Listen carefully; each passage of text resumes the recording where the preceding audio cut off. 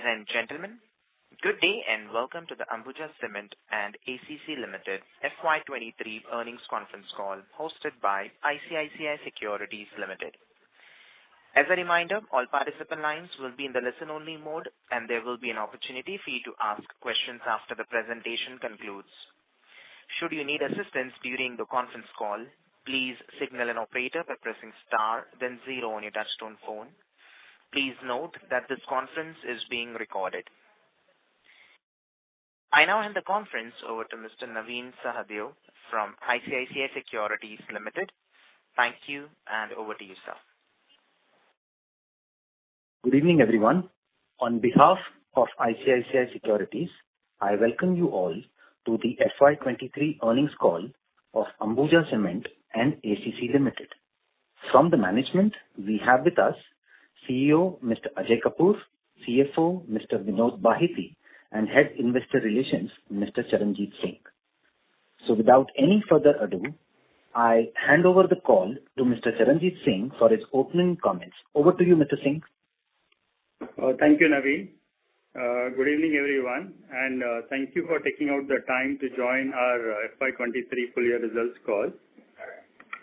As you very well know, this is our second results call after the change in ownership, and much like the previous call, we'll focus on the performance of Adani Cement business, particularly Ambuja and ACC. Hoping that you have downloaded a copy of the results presentation that has been released an hour back. Some of the slides from that deck will be referred during the briefing session, which in next few minutes. For any queries and questions relating to promoters or another company of the Adani Group, you can separately reach out to me, and I'll schedule a call with the group CFO or with the family office as may be required. So with this, I will now hand over to Mr. Ajay Kapoor for his comments regarding the performance of the two companies. Over to you, Ajay. Thank you, Charanjit. Warm greetings to everyone. Thank you for joining us today for the operational and financial performance of the cement business of Adani Group, namely Ambuja Cements and ACC Cements, for the quarter ended March 23. This is the second quarter post the change in management, and we are happy to share that the efforts taken to improve the overall performance of our business have started to yield results. It has been another exciting quarter to see our progress on various initiatives such as operational efficiencies, synergy and business excellence, which have resulted into substantial improvement in business parameters. Last quarter, we set out on a challenge to redefine the supply chain and logistics for our business. We are happy that we reached a positive outcome in the state of Himachal Pradesh to address a logistic challenge faced by our company. Through perseverance, hard work and steadfast commitment to our values, we have emerged stronger than ever before. Let me provide some highlights of this quarter and some insights on the way forward. Starting with the revenue. The revenue for the quarter came in at rupees 7,966 crores, up 1% quarter-on-quarter. The growth in revenue is despite the adverse impact on volumes from halting of operations at our HP plants for both Ambuja and ACC for 50 days in the current quarter, and also a small breakdown which we suffered in one of our grinding units in eastern region. The share of blended cements has increased to 92% versus 91% quarter-on-quarter, and the share of premium products as a percentage to trade sales and volume is maintained at 22%.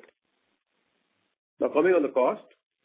Operating cost for the quarter is rupees 4764 per ton, which is 5% lower quarter-on-quarter.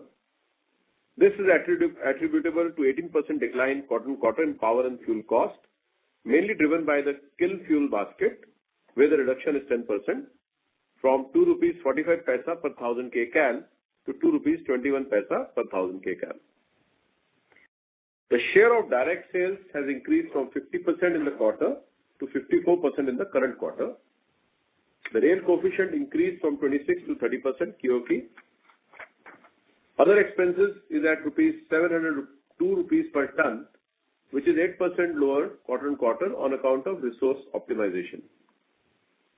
With the mentioned improvements on both revenue and cost, EBITDA for the quarter came in at rupees 1,523 crores, which is a jump of 34% quarter-on-quarter.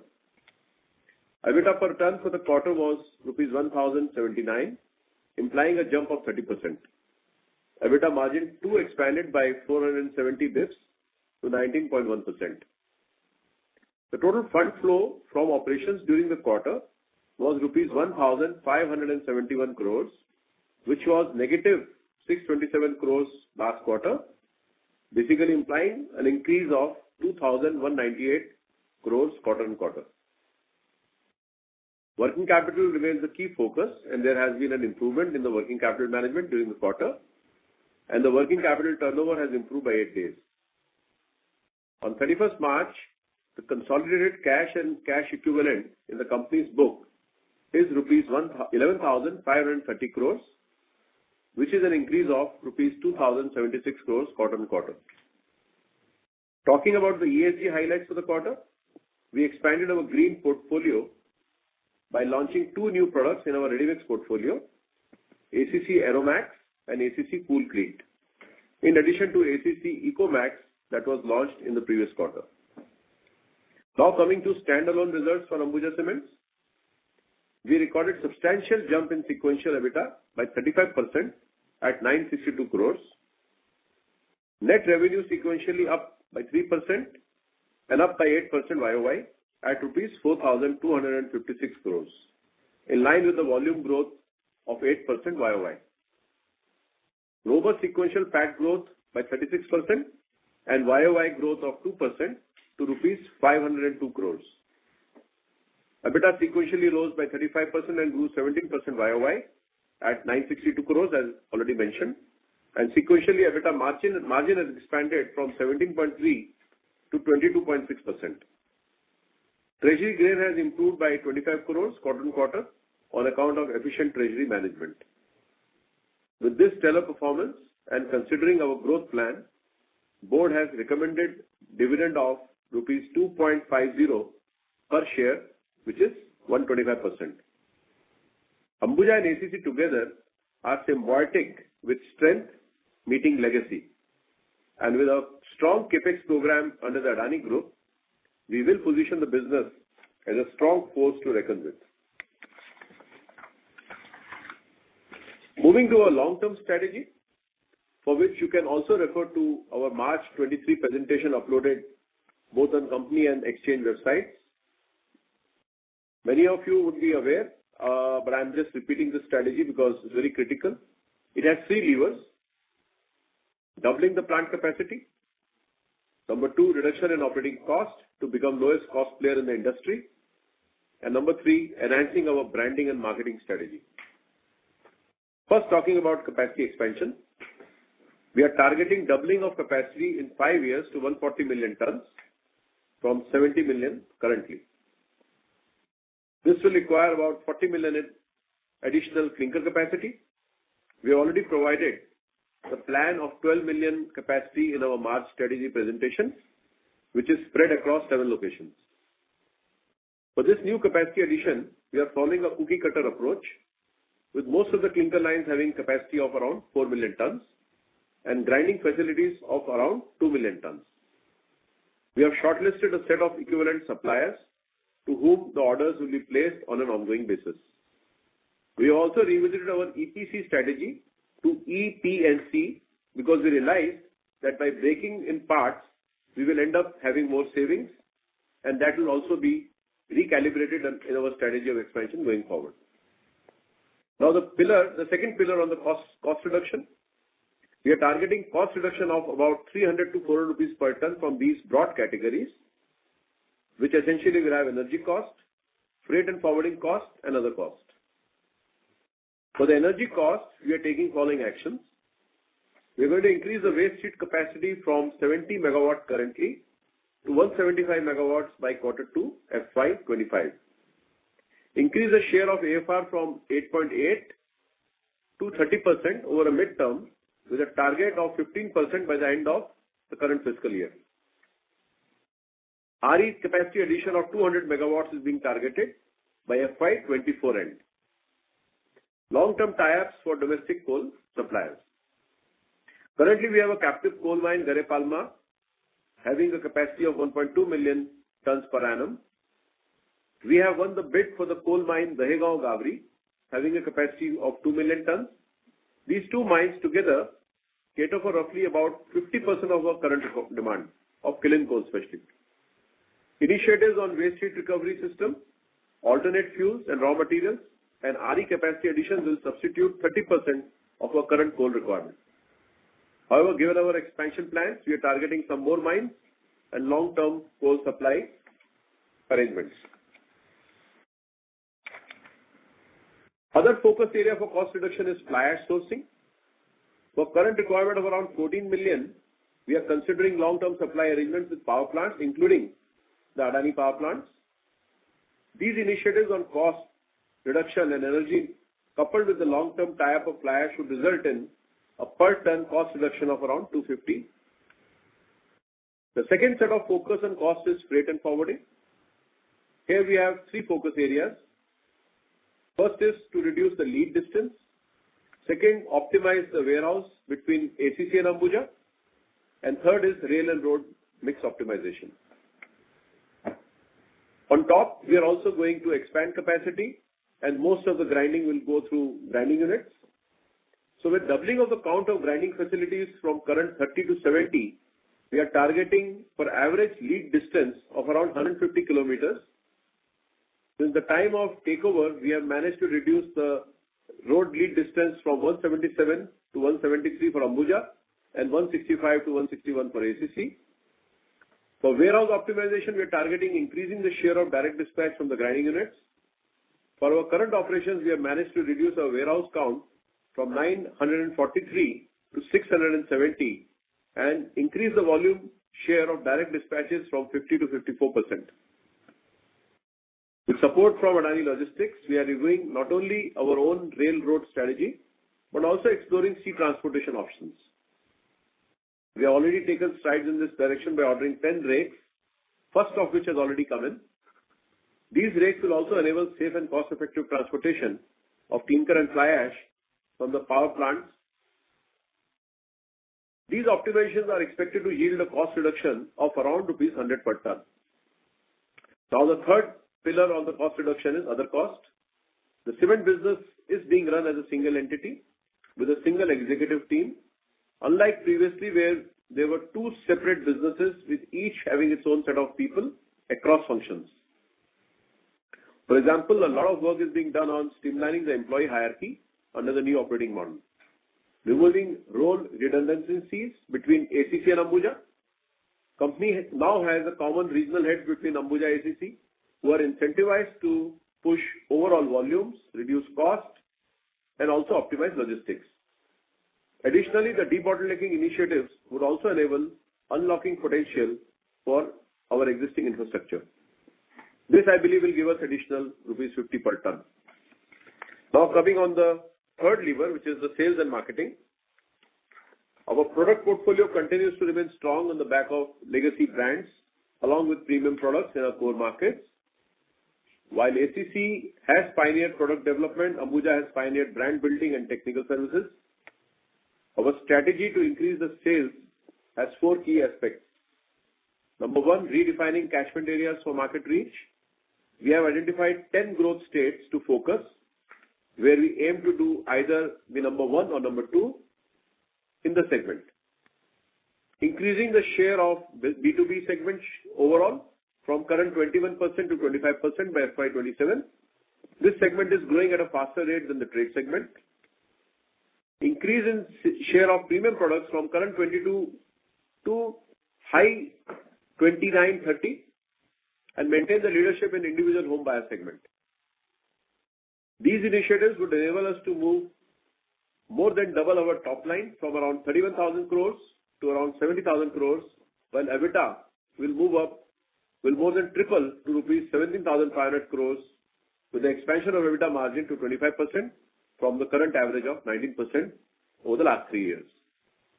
Let me conclude by saying that our performance during the quarter was strong with clear quarter-on-quarter improvement in both operational as well as financial parameters. We continued to generate significant cash to finance our expansion and pay dividends to our shareholders. I thank you for cementing your bond with us, which reinforces us with Virat's compressive strength. Thank you.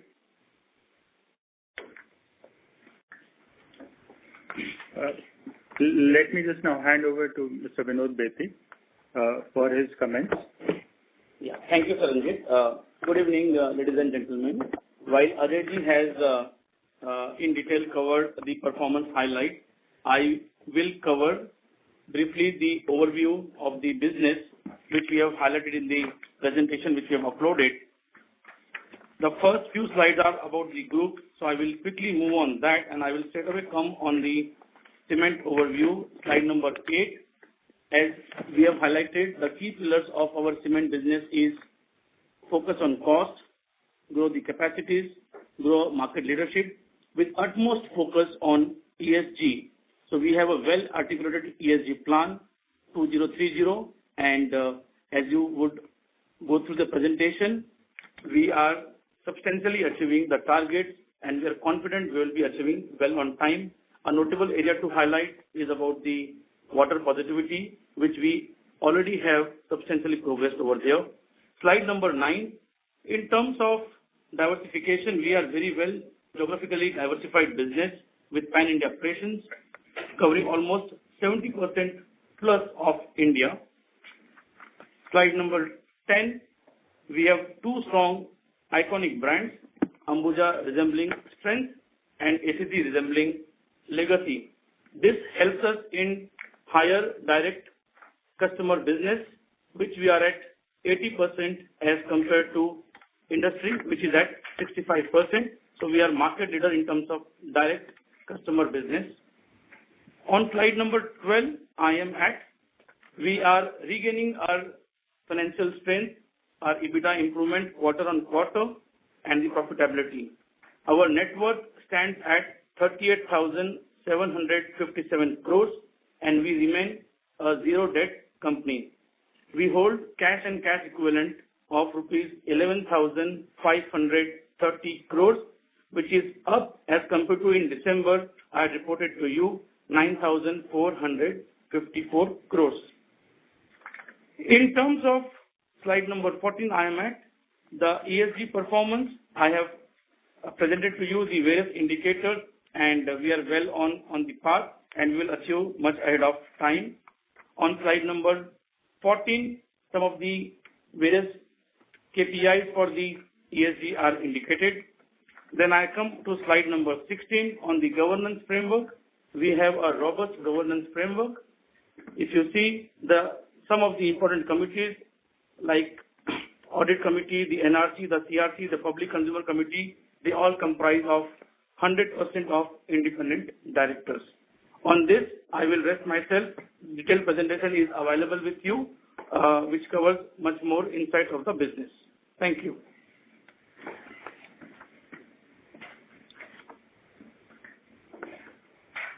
Now we open the floor. Yeah, we can now open the floor for Q&A.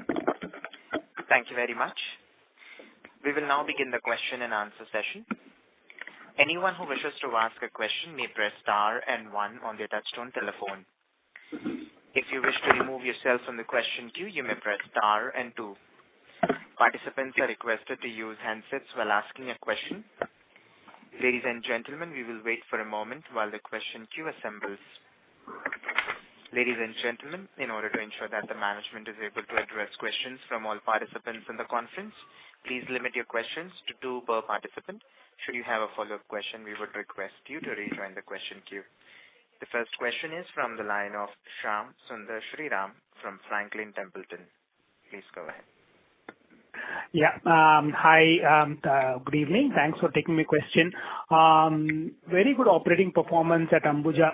My question is largely, if you look at ACC and Ambuja on Ambuja standalone, we see a lot of divergence in terms of the operating performance.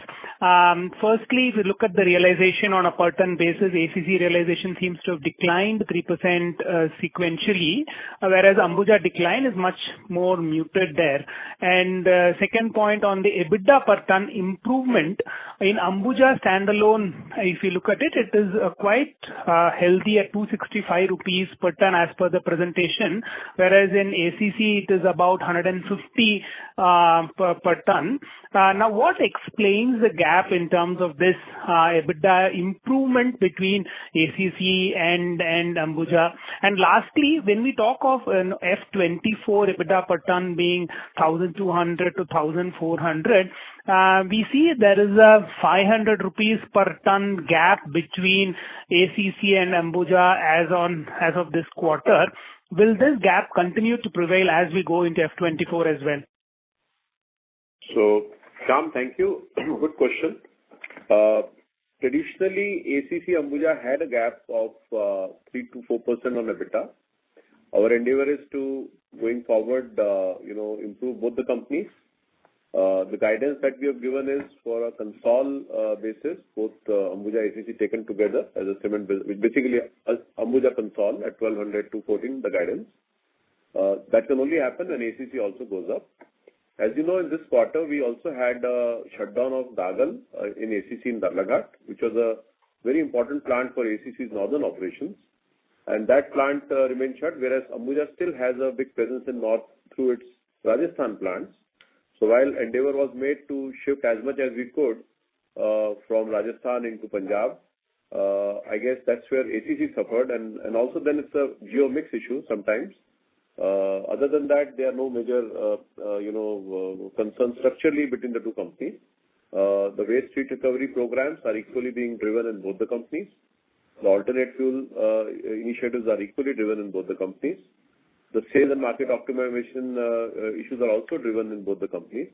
It's basically the plant shutdown of our northern plants. That's the key factor. Sure. Understood, sir. Thanks for that clarification. The other point is just a bookkeeping question. On the balance sheet, we see the other financial assets substantially has increased from the December balance sheet. So is this largely bank fixed deposits or any other intercorporate deposits per se? If you can please help us understand that. Thanks. Sure. Vinod will take it. So, Shyam, you're right, absolutely. In the accounting treatment on the balance sheet classification, any FD which is more than 1 year, that falls under the bracket of other financial assets. The FD which is less than 90 days, that comes under the current assets, and the FD which is between 90 to 365 days, that falls under non-current assets. So these are like more of the classification in the balance sheet, but absolutely you're right. The other financial asset is essentially the fixed deposit, which is more than 1 year. Thank you. Mr. Shriram, may we request that you return to the question queue for follow-up questions. We'll take the next question from the line of Sumangal Nevatia from Kotak Securities. Please go ahead. Thank you for the opportunity. My first question is, overall, if you look at EBITDA to operating cash flow conversion, it's deteriorated very significantly to almost 60% in the last 15 months versus almost 75-80% in CY21 and over 90% over the last 5 years on an average. So is there any one-off here or, what would you guide for this going forward?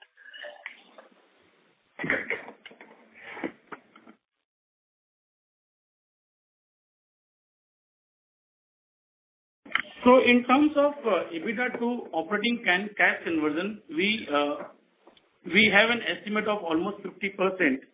Balance 50% goes in terms of our capex program as well as the tax liabilities. But in terms of cash accruals, it will generate almost 50% of that.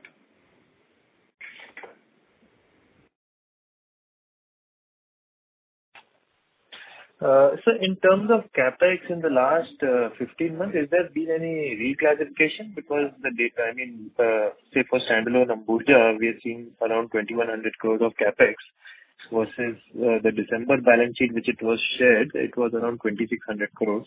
So has there been any reclassification of the cash flows? If you could clarify that. So basically, what we have also done is, it's a good question. I also mentioned in the opening, as we are now embarking on a growth journey, which is also mentioned in our roadmap for expansion loaded on the website in March. We have decided to not go EPC route, but we want to go separate the E, P, and C elements. We finalized most of the contracts now. So some contracts were cancelled, which we thought were on EPC basis, and working on separately on services and equipment and civil. That is giving us a much better saving, and when we did the entire cookie cutter approach, as I mentioned. So we are actually recasting it downwards from maybe earlier $85-90 per ton to now lower of $80 per ton. So that's the reason you see some contracts cancelled, and as we go into the new growth phase. Thank you, Mr. Nevatia. May we request that you return to the question queue for follow-up questions. The next question is from the line of Indrajit Agarwal from CLSA. Please go ahead. Hi, thank you for the opportunity. First, continuing on Shyam's question on dividing between ACC and Ambuja, you have highlighted 7,000 crore of capex, 11 million tons of clinker, and 15 million tons of cement. So how do we divide it between the two companies, given that both of them are listed entities? So, if you can see, I think in our growth map, which is on the site, and I'm actually referring to slide 32 of the deck also, which has been loaded. You find on one hand we have clinker expansion lines. So we have a brownfield coming at Bhatapara. This is Ambuja, and there's also brownfield coming in Chandrapur, which is also Ambuja. Ameta, which is an ongoing one, 3.3, it's ACC greenfield, which is getting commissioned now as I talk to you in this quarter, actually beginning of quarter 2. On the left-hand side are the associated grinding stations. So Sankrel is the existing Ambuja site, Kharagpur is the ACC site, Hoshiarpur is a new site in north, Bhatinda is the existing Ambuja site, Farakka is the existing Ambuja site, Mirzapur is a new site. On the right-hand side, waste heat recovery, this is all broken up plant by plant. So 75.6 is what we are spending, but it is more or less 50-50 between ACC and Ambuja. All the other projects, green power, for example, 200 megawatts, 100 will come in ACC, 100 will come in Ambuja. Cooler upgradation and all other initiatives on the ongoing capexes, which I think is a large part of this program, because this ongoing program is more or less split 50-50. On expansion, currently the new kilns are in Ambuja, because that's where the limestone priority in terms also of starting and kicking off for permits availability. But going forward, you'll find investments in both the companies, depending upon where we have the right limestone, where we have the right readiness to go to the market. Sure, thank you. My second question is on freight cost at Ambuja standalone, which has increased quarter over quarter. So if you can highlight how much was per ton kilometer cost and what has led to this increase? So I can take a per ton offline separately. Maybe Charanjit has taken a note. He will come back to you. But I'll give you basically what the reason is. What I also mentioned, I think, in the first question. Our 50 days shutdown in Himachal meant that we had to still serve the markets. While we lost some volume, and that's also reflected in the volume opening comments which I made. But we had to shift clinker from Rajasthan plants into our grinding stations in north. So that, of course, added some cost. Had we not taken other initiatives, which I also mentioned in terms of going direct, percentage going up from 50 to 54, shutting down of the warehouses from 677, from 900 odd to 677. And also increasing the railway coefficient. I think all that helped us to curtail a cost which otherwise could have gone very high. We had a small incident at our Farakka unit, grinding unit in eastern India, which was under shutdown for about 15 to 20 days. Also during that time, we had to cover that market from a little farther distance. So I think those are the reasons you find that 30-40 crores, I believe, if it's not, I think that's the number it is, increase in the cost for Ambuja standalone. Sure. Thank you so much. Thank you. The next question is from the line of Satyadeep Jain from Ambit Capital. Please go ahead. Hi, thank you for the opportunity.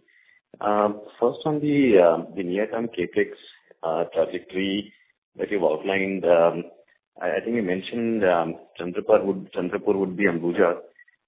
This is not Chandra Cement work, which is ACC. I'm guessing this is Maratha Cement. So given you have a lot of capacity coming up in Ambuja, are you counting on the exercise of warrants to be able to fund this CapEx at the Ambuja level in the next 1 or 2 years? And tied to that is, you have a lot of clinker coming up in West, but correspondingly between Chandrapur and Mundra, correspondingly we don't see a lot of GUs coming online in West in the near term. What is the thought process on that regional capacity expansion that you're looking at? Thank you, Satyajit. As I said, this is just what we have approved for the current financial year. But as I talk to you, we are on the drawing board. When you look at our midterm 5-year plan, we have a plan of adding 40 million, which largely means 10 clinker lines of 4 million each. Right now, we have come out with 2, one in both brownfield in east and one in west. I have not yet announced the grinding units for west. Very soon I will come back with next set of announcements, and you will hear that. But very much groundwork and plan and sites have been identified. I also indicated we'll go up from 30 to 70 locations. So these all will form a part of that. At the moment, however, I would only stick to what we have approved and put out in the public space. So, you're counting on some exercise of warrants for Ambuja to be able to fund in the near term. And when you look at capacity expansion of 40 million tons, is it largely going to be brownfield or maybe a 50-50 mix between brownfield and greenfield? Okay. So to answer your question on, let's put warrants issue aside for a while. That's on top of whatever we do.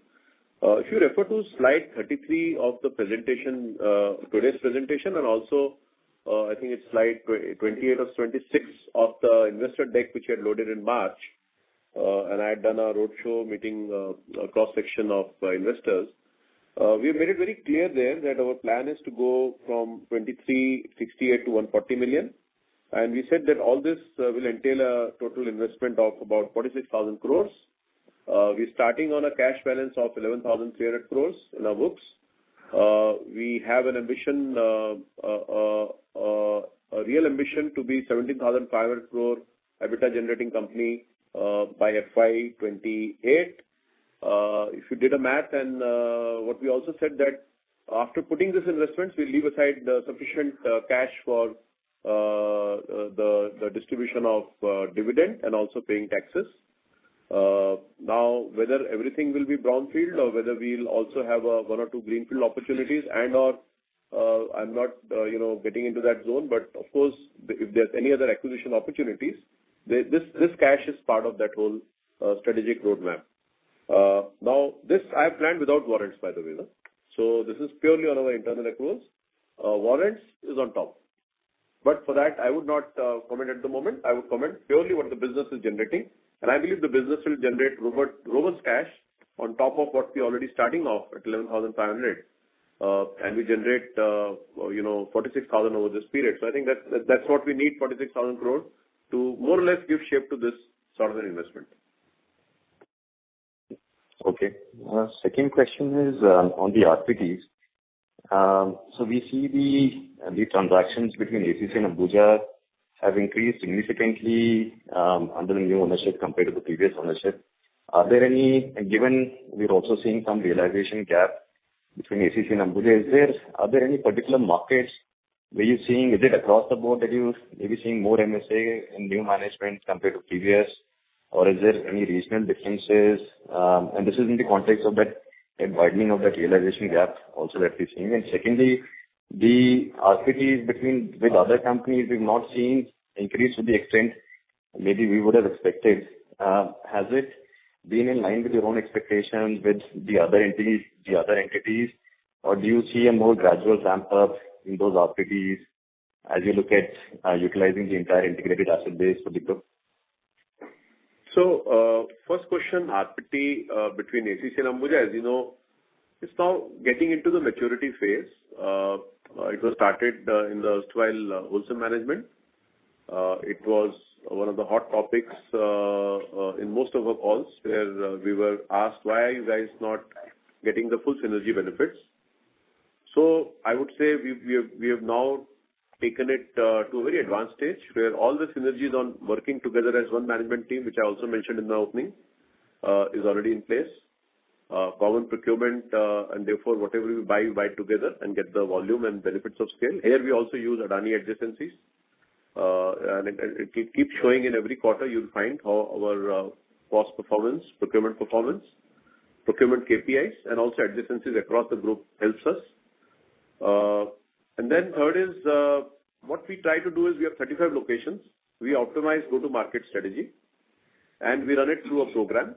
That program then gives out an output every month, and we are improving every day. I would say now we've almost reached a level where we've actually taken out a lot of juice between the two companies.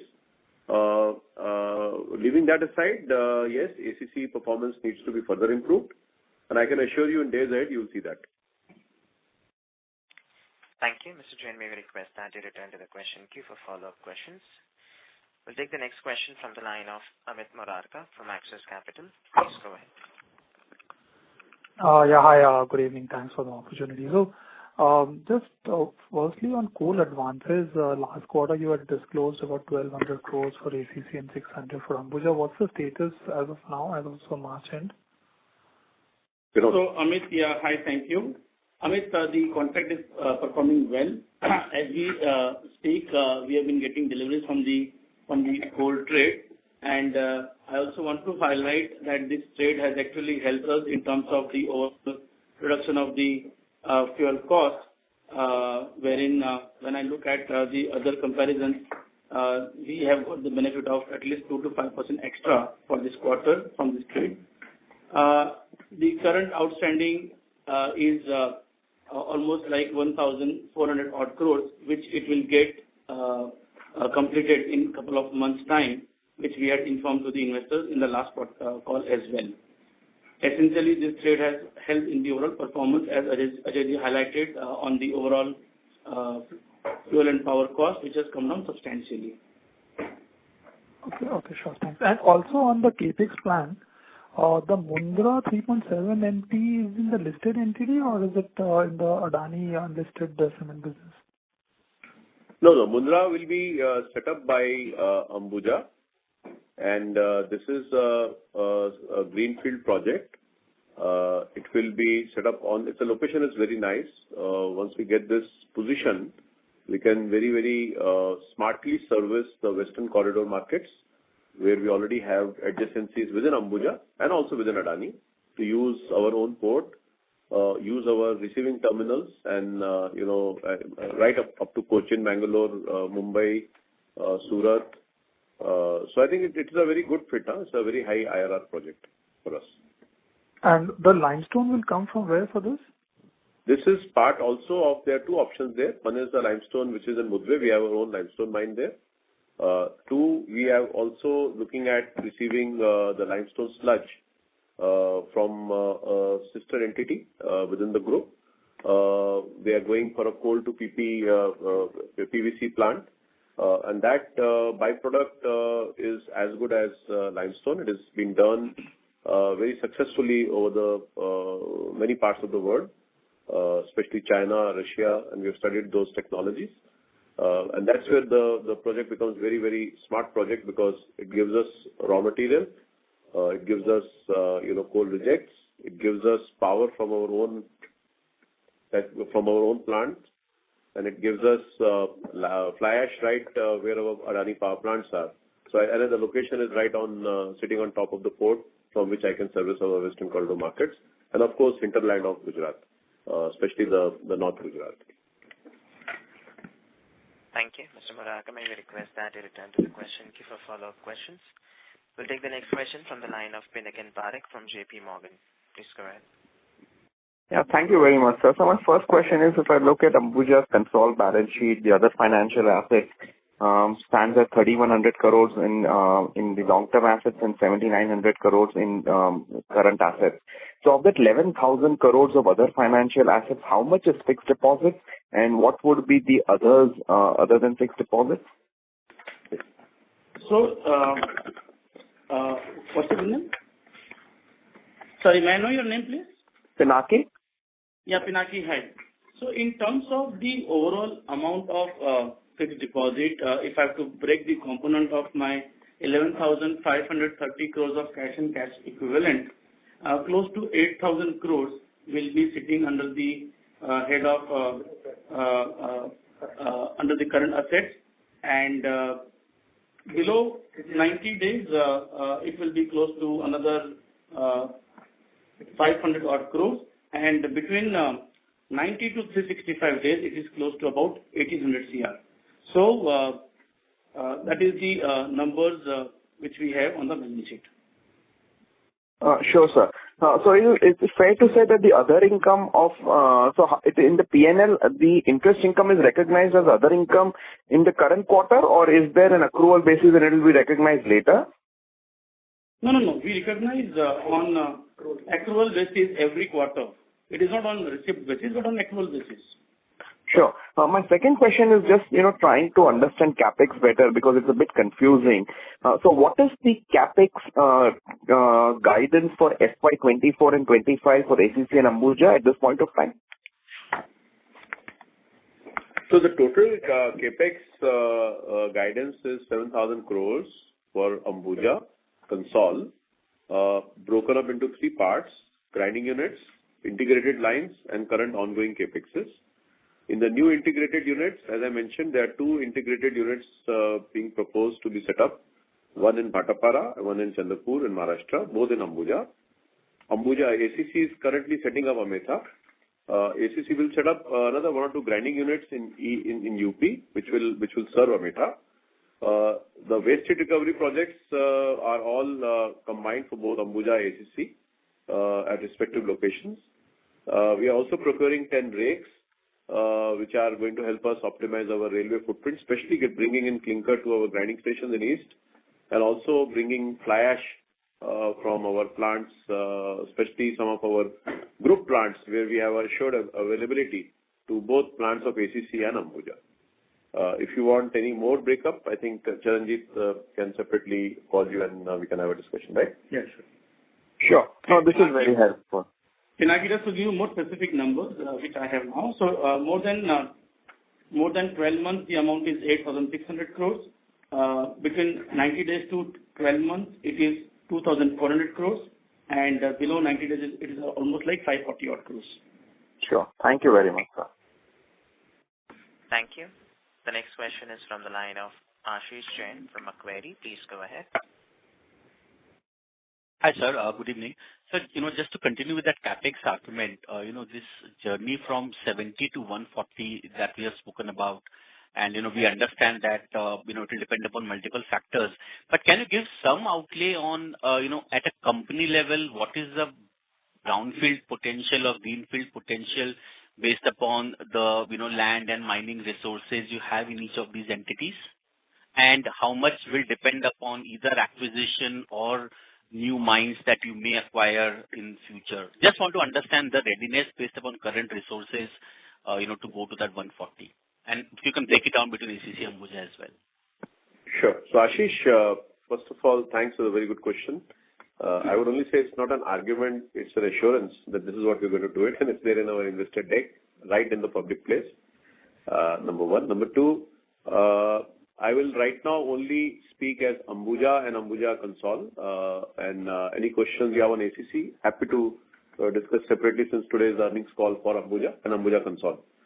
So at Ambuja consol level, and which is what our cement business is all about, our CapEx program is clearly putting 40 million of clinker. I would say 9 lines of this are going to be brownfield.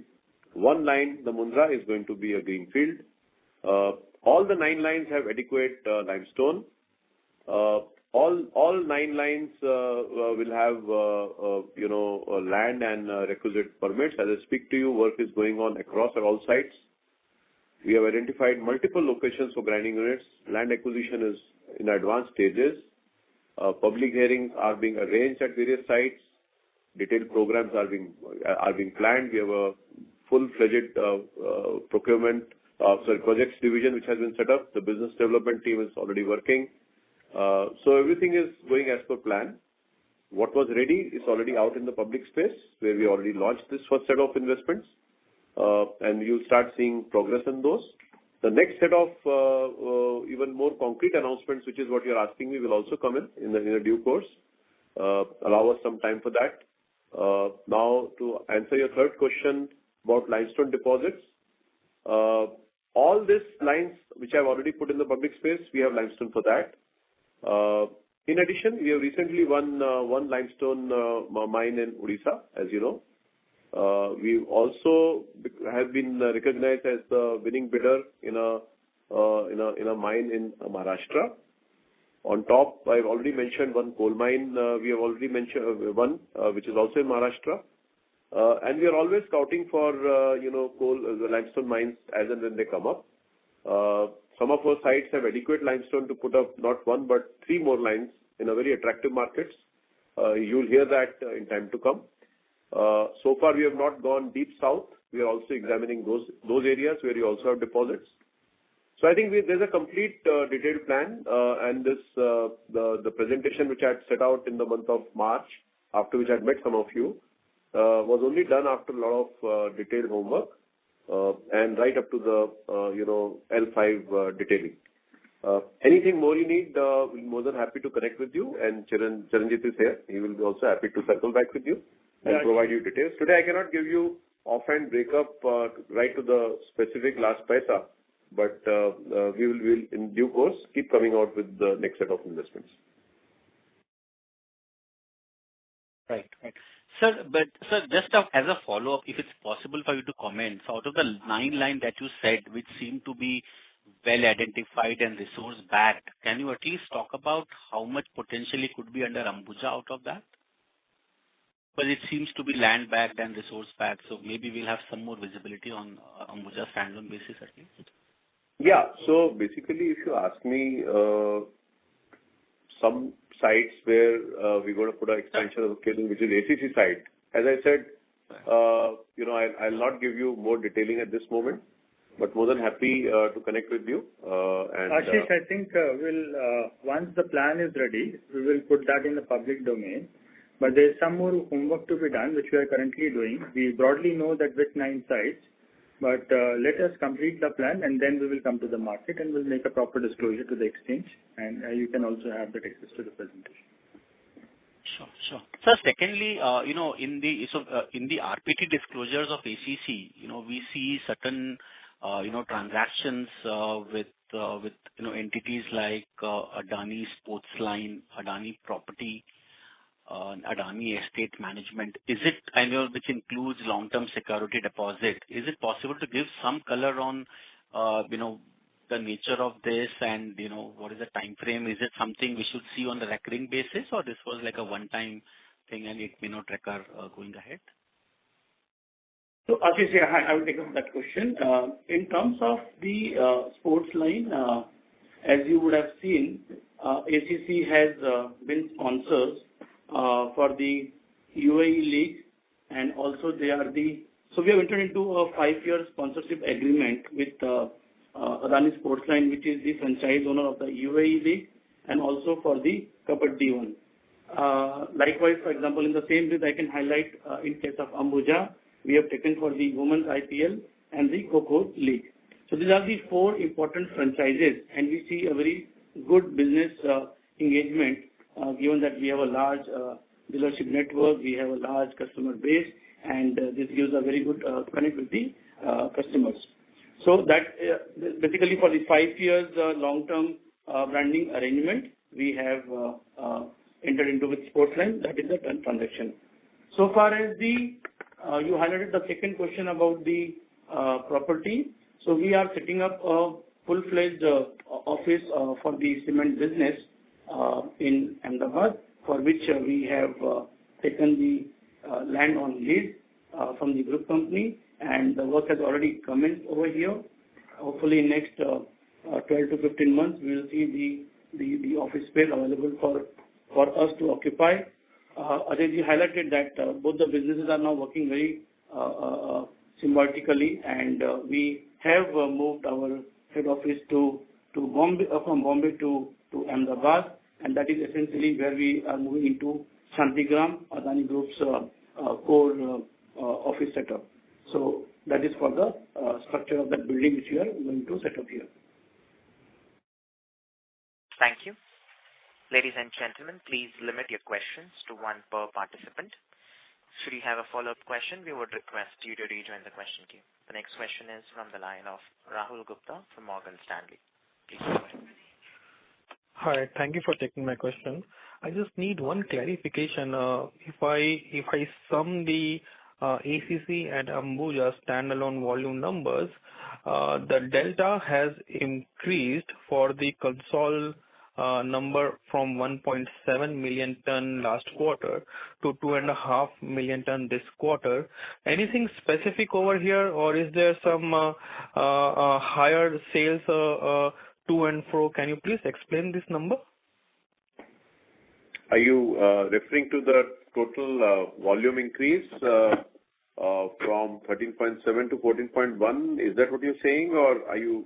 So this 13.7 to 14.1 versus if I sum the standalone numbers for ACC and Ambuja, the delta for the sum and the reported number has moved from 1.7 to 2.5 million ton.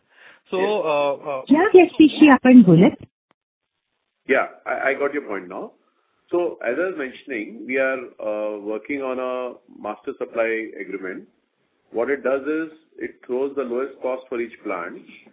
So, one is your sales and one is your trading, which you do through this MSA using each other's footprint. Idea is to maximize your absolute number, and I think that's the reason. And also, as I mentioned, our Himachal plants were shut down. So in order to ensure that the brands remain relevant in the market, we were pushing more and more, for example, ACC from Ambuja plants in north, while Gagal was shut down. As you know, Gagal's grinding is 100% located in Himachal, whereas Ambuja has grinding stations in the plains in Punjab and also in Himachal. So that's also some of the reasons because of that. Thank you. We'll take the next question from the line of Ritesh Shah from Investec. Please go ahead. Yeah, hi, sir. Thanks for the opportunity. Couple of questions. First is for Vinodji. Sir, how should we look at the capital structure of the company, say 3 years out, 5 years out, taking into account one is warrant infusion, which I presume it's by April next year, and potential requirement of capex for the growth that we are looking at. Thanks, Ritesh. Hi. So a good question again. In terms of our overall capex structure, as of now, we are sitting on a net worth, as I mentioned, almost 35,000 crores. We are expecting to add accruals to EBITDA, which we are ambitiously looking at almost 8,000 to 9,000 crores as we improve on our cost and journey of growth. On top of it, the existing cash balance of 11,500 crore only strengthens our balance sheet. As of now, we are not looking for any debt. The entire capex program is going to be supported from the existing cash and cash equivalents and the accruals. So essentially, it is a equity structure with no plans of debt at this stage. And as Ajay mentioned, this 15,000 crores of warrant is only an add-on, which is not in the base number, and that will only further help us for both the organic and the inorganic opportunities. Thank you. We'll take the next question from the line of Prateek Kumar from Jefferies. Please go ahead. Hello. Yeah, good evening, sir. My question is firstly on this. In both ACC and Ambuja, we have reported this restructuring cost. What is this related to? And the question is on what would be our year-ending capacity for FY24 consolidated operations? Yeah, good. So the restructuring cost as an exceptional item is more on the VRS, which is one time, and it is only therefore non-recurring of nature. What is your second question? What will be the capacity year-ending? So let me take it, Prateek. So one is Amitha, which is coming in. Amitha will add 3.1 million of clinker, and it will also add 1 million of cement. So on cement, you'll see additional 1 million coming into the system. There may be some debottlenecking, which we are also doing at some of the ongoing locations. You can expect another 1 or 2 million coming out of that. But you'll see a large chunk of this coming in the early part of, because some of the grinding stations which we are working on, you will find in, let's say, quarter 1 or quarter 2 of FY25. And then, of course, before that, we would already come out and also announce next set of capexes. So it will take some time to get this pipeline warmed up, and after that, you'll start seeing, every 6 months, substantial amount of capacity being capitalized. I hope I've answered your question. Right. So FY24, we have just one clinker line on a consolidated basis and one couple of grinding units, 2 million ton. Yes. FY25 will have maybe a couple of clinker lines and much more grinding units. Yes, and by then some other clinker lines would already been announced and start building, and more grinding stations also would have been announced, and where land banks are currently being bought, and permits are being actively pursued. So the next set of investments will then tell you what happens in 25, 26, 27, 28. So thank you. Thank you. The next question is from the line of Rashi Chopra from Citigroup. Please go ahead. Thank you. Just on the, the cost savings that you mentioned, about 300 to 400 rupees that are expected in FY24, how much of this is attributed to, the petcoke prices falling, or is that over and above this 300 to 400? I would say the total 400 is largely restructuring, optimizing our, the way we are running business, increasing our waste heat, which should go up, as even in last quarter, it's gone up from 6 to 9%, improving the performance of the kilns. So petcoke, of course, has been there, I would say, but it's not largely petcoke. It's also all other initiatives that we have taken. I think our slide has a fair detailing about, and I can just help you with that. So the levers we are using is, this is basically talking about 80 to 175 journey on waste heat. But obviously this journey will go through 2 years. So some part of it you will see current year, some you will see next year. Then we are increasing our AFR. So you'll also see a sizable jump. I already mentioned we're targeting 15-16% this year as a exit. An average would be slightly lower than that. More coal from our current mine, and also trying to bring the new mine, the Dahgaon Gabri, little faster. Of course, it still takes 24 months, but we're trying to see what better we can do. Already advanced stage of getting onto our green portfolio. This can happen fairly fast given the adjacency of the group and also the expertise available within. We expect this might actually happen well before 31st March 24, sorry, my bad, 2024. So that's something which will happen, but I think that saving will accrue more next year. Fly ash, we're already working on various contracts. Railroad optimization, 10 rakes are being bought this year, first of which has already come in, successfully running its first leg. Every month we'll expect a rake, so I think as it comes in, it also improves performance. Logistics initiatives are already underway. Manpower streamlining as single entity is already happening. As I speak, debottlenecking initiatives are also happening. So I think some part of petcoke, what everybody else will gain, I'll also gain. Our gain will be on top of it, 300 to 400. Thank you. The next question is from the line of Rakesh Vyas from HDFC Mutual Fund. Please go ahead. Yeah, hi sir. Good evening. 2 questions from my side, if I may. First one is on the clinker line expansion. The 3 new lines, which are essentially Bhattapara, Chandrapur, and Mundra. If I'm right, we haven't yet placed the order. So if you can, and these are the priority projects for FY24. So if you can just highlight on the timelines for ordering and the timelines for eventual commissioning, because if I heard you right, you are talking about FY25 operationalization of these. So you can clarify that. And the second question is essentially around the coal procurement agreement that we signed.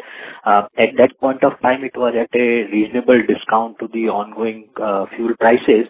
But as fuel prices have now come down significantly, how does that contract work? Are we also still getting discount to the current prices, or the price at which we entered still holds true? These two questions. Thank you, please. Thank you, Rakesh. First, let me address your CapEx questions. The ordering is in a very advanced stage, and very soon you would also have it in the press. So I'll stop there because it's also we're very keen to start very fast. We're always negotiating to the last ounce, and that's where a team is there right now, number one. Number two, in terms of coal advances, the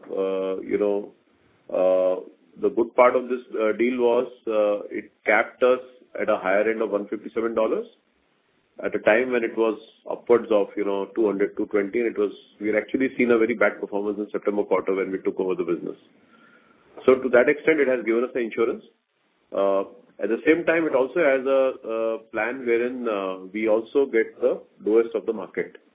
So it's not that while capping is 157 and the market is 120, we may very well try and get a price which is better than 120 or at least at 120. So I think both the parts of the strategy for which this deal was made are very much intact. Last quarter, I think we've seen about over saving of 22 paisa. I would say about 50% of that which has come from this coal trade. So it's actually paid off very well to the company. Got it. And just for clarity, the ordering that you are highlighting, which we'll probably hear out soon, is on the 3 new clinker lines, which is X of Ambuja, the 4 lines that you have put in the presentation. Absolutely. Not only you will hear I can't say more, you'll hear it in any case in the press. You will hear more than 2. You will hear a good package of couple of lines in the press very soon. Thank you. Plus more on some other areas, but we must have some more conversation outside the call also, right? But we are working on it, I can assure you that. Thank you. We'll take the next question from the line of Pulkit Patni from Goldman Sachs. Please go ahead. So thank you for taking my question. So first is a clarification. So combined as an entity, we've sold 14.1 million tons in the quarter versus 14.4 million tons same quarter last year. There's a decline in volumes. Is that understanding right based on your presentation? Absolutely all right. On a sequential basis, we went up from 13.7 to 14.1, and on a yearly basis, we are down from 14.4 to 14.1. First quarter, we had 50 days of shutdown of 2 of our largest in India, wherein we were working with the unions, as I also mentioned in the opening. That impact is visible here. We also had a small shutdown in our Farakka grinding unit. There was an incident there. The plant remained closed for about 15-20 days. It's also a sold-out plant, so therefore, some part of market we covered, some we could not. Those are the 2 principal reasons why you find this gap. Thank you. Ladies and gentlemen, we'll take the last question from the line of Bhavin Chheda from Enam Holdings. Please go ahead. Yeah, good evening, sir. Thanks for taking my question. The question on the CapEx, sir, what you have highlighted 7,000 crores. Is it that you are going to spend this entire in FY24? Because the slide also says that it is over 2-3 years. So what actually would be a cash outflow? Because FY24 has just 1 line of Ambuja and couple of million grinding units. So if you can write something on what would be on a cash outflow basis? I got your question. In the interest of time, let me give a very, very clear answer. It is 7,200 crores cash outflow planned for the current financial year. Okay. And sir, you gave that the 3 clinker units would be ordered soon. What about the grinding units? What's the ordering stage? In the slide you have mentioned close to 11 million expansion on the grinding unit. Out of that, which are ordered and which are pending to be ordered? If you followed, I'm sorry, the previous question from Pulkit was, no, not from Rakesh or one of the previous. From the Rakesh. You mentioned clinker units, I heard that. So I think he was pushing me to tell me by when I can, come in the press. And I mentioned that just give me some time. And I did not restrict myself to the 2 or 3 kiln lines you were saying. I said you'll hear a little more. So when I announce, you will also hear grinding units because obviously grinding also has to be done. You will hear it very soon, sir. It is being done. Yeah. And the last one, on the FY24 volume growth, if you can guide something, you will be in line with industry. You're looking to outperform industry volume growth. Some guidance on FY24 volume growth as a consolidated entity? We are looking at essentially industry growth about 6 to 7%. We are in the right traction to deliver our numbers from current sales of 51 million average of last 3 years to 54 million to 119 million tons by FY28. That is a CAGR of 17%. To reach that CAGR, we'll have to also, show performance in the near term. So we are totally cognizant of that. Rather giving you a firm number, I would only tell you that this guidance which we have provided from 54 to 119 traverses through FY23-24 also. And AAA, as we call ourselves, is very much aware of its responsibility to traverse this path. But while doing it, making sure that we are creating value and also creating, realizations. So it's a balanced path. We'll go with that. Okay. Thank you, sir, and best of luck. Thank you. Ladies and gentlemen, that was the last question for today. I now hand the conference over to the management for closing comments. Thank you everyone for taking out the time to attend this call. For any questions which have not been answered, you can reach out separately to me. And for any other group questions which you're missing, happy to arrange a separate call. Thank you. Thank you. Ladies and gentlemen, on behalf of ICICI Securities Limited, that concludes this conference call. Thank you for joining us, and you may now disconnect your lines.